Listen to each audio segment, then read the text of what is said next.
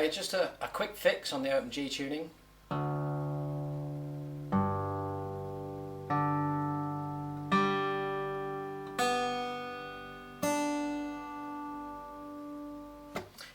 Now we've got the idea of offbeats and onbeats, and we're going to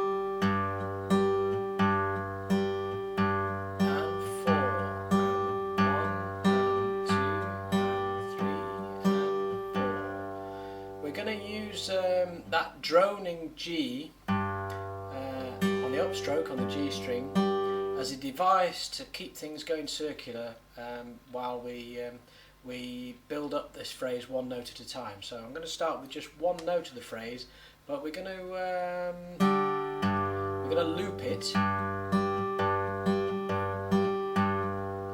and the first note is the B string, first fret. And I suggest you use the second finger on your left hand here, because what follows is a sliding phrase, and I play that phrase with two fingers using my second and third finger there. If you got fat fingers, you may want to have different ideas about using this second finger for this first note, but for the time being, let's just say we're using our second finger here,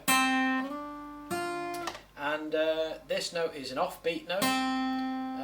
There's only one onbeat note in the signature lick, and it falls in the second bar. So we're looking at the first bar here, and they're all offbeat notes. But this first note is, theoretically speaking, it's a little bit complicated because it anticipates the first beat. So it's not 1 and 2 and 3 and 4. It's and 1, 2 and 3 and 4, and 1 and 2 and 3 and 4. So if we keep that going in a circular fashion, I'm using my index finger for playing both the G string here and the B string. So I'm swapping between these two strings with my right hand. So and 1 and 2 and 3 and 4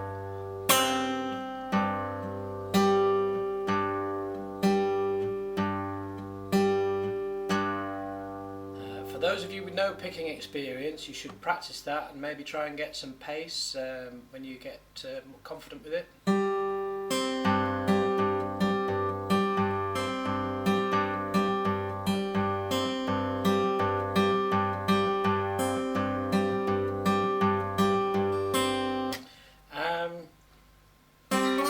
The second note is this slide I've mentioned, and it's perhaps one of the most difficult things, certainly to get started with this lick, is because you want to arrive at this third fret. We're sliding from the first fret on the B string to the third fret on the B string, and we want to arrive at that third fret at the same time as our thumb's coming down on the first beat. So it's and thumb, and thumb. Now, as far as the right hand is concerned, we're not doing any more than we were doing just a moment ago. The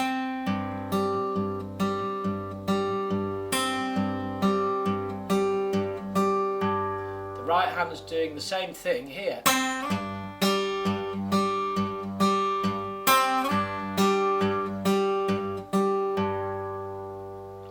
So let's loop that. Whoops.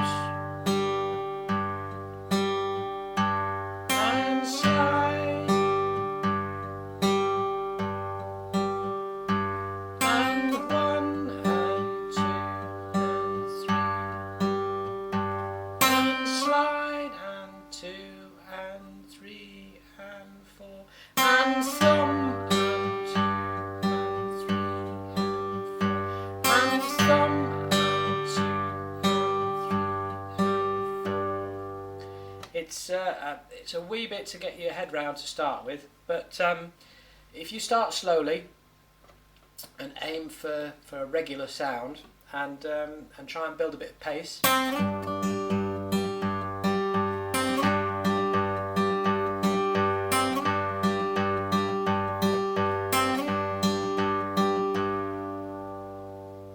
Okay, I'm going to keep these lessons to 5 minutes, so I think that's enough for beginners. I think that's plenty enough to practice, and we'll look at the second half of the first bar in the next lesson. Okay.